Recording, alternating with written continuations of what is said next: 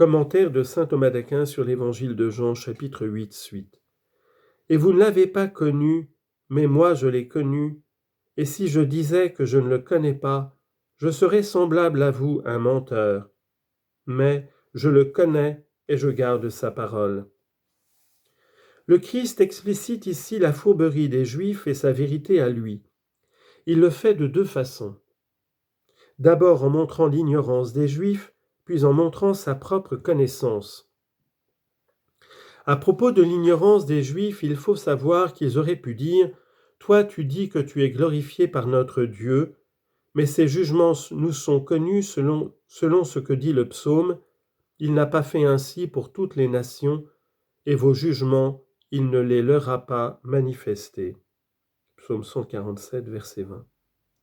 Donc, si ce que tu dis était vrai, nous le saurions de toute façon. Comme cela nous est caché, il est établi que ce n'est pas vrai. C'est pourquoi le Christ dit en concluant « Et vous ne l'avez pas connu ». Autrement dit, il n'est pas étonnant que vous n'ayez pas reconnu la gloire dont me glorifie mon Père, que vous dites votre Dieu, puisque vous ne le connaissez pas lui-même. Mais n'est-il pas dit « Dieu est connu en Judée » Psaume 75, verset 2. À cela, il faut répondre qu'ils le connaissent comme Dieu, mais non comme Père. C'est pourquoi le Christ a dit plus haut « C'est mon Père qui me glorifie ». Ou bien il faut dire « Vous ne l'avez pas connu par une volonté aimante, parce que vous honorez d'une manière charnelle celui qui doit être honoré d'une manière spirituelle. »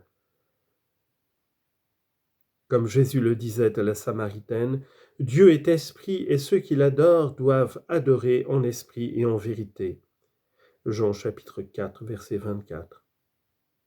De même, vous ne le connaissez pas d'une manière effective parce que vous méprisez d'accomplir ses commandements.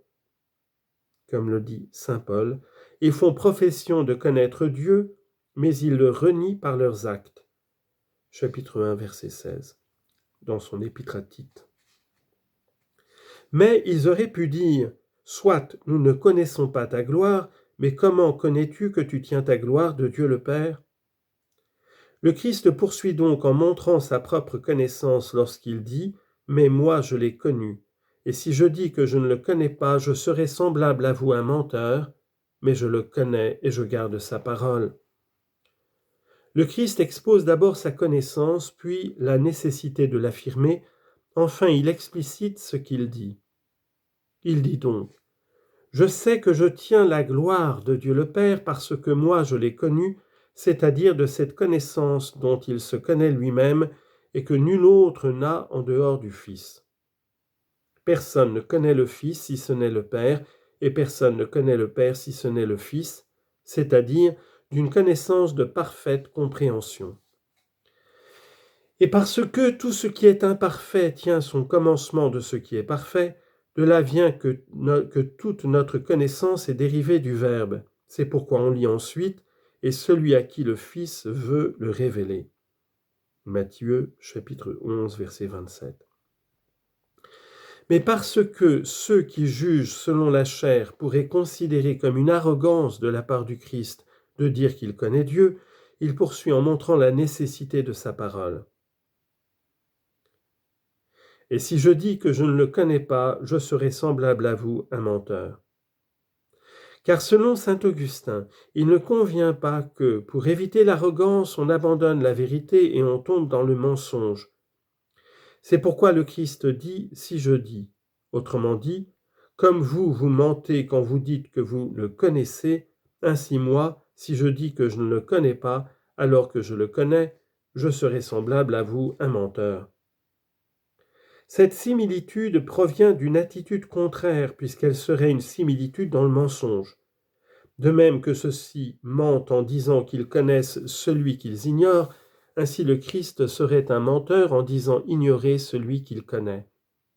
Mais il y a une différence dans cette connaissance parce que ceux-là ne le connaissent pas, alors que le Christ le connaît parfaitement. Mais le Christ aurait-il pu s'exprimer de la sorte ? Certes, il aurait pu en exprimer matériellement les paroles, mais il n'aurait pu avoir l'intention d'exprimer quelque chose de faux. Ceci en effet n'aurait pu se faire que par une inclination de la volonté du Christ vers le faux, ce qui est impossible.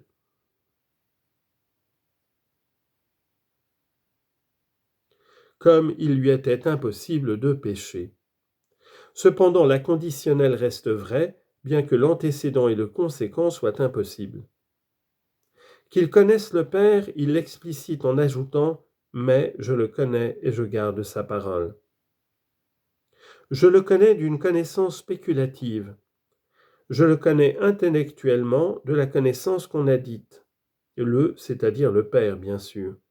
De même, je le connais d'une connaissance affective, c'est-à-dire par une harmonie de ma volonté avec lui. Et je garde sa parole.